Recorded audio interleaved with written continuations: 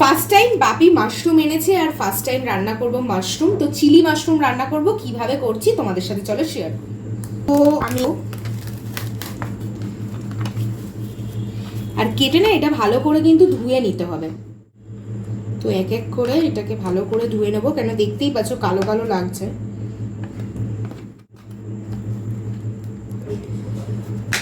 তো মাশরুমগুলোকে আমি এরমভাবে 4 ভাগ করে কেটে নিচ্ছি। তো এখানে কেটে আমি রেখেইছিলাম কটা। মাশরুমগুলো কেটে নিয়েছি, এরপরে আমি নুন অ্যাড করে দিলাম এর মধ্যে, এরপরে আমি কর্নফ্লাওয়ার অ্যাড করে দিলাম।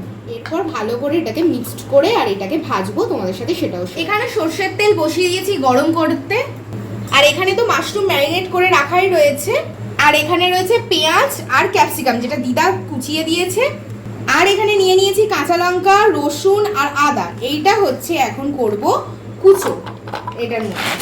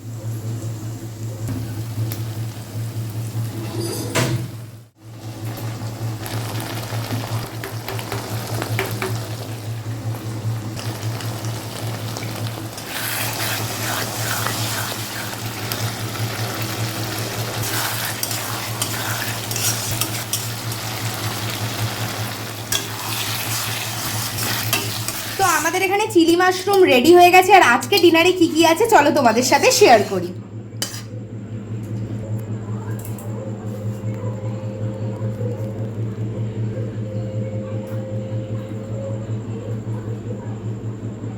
এখন বানানো হচ্ছে পরোটা। এখানে দেখো অনেকগুলো পরোটা রেডি হয়ে গেছে, আর এখানে করছি এখন।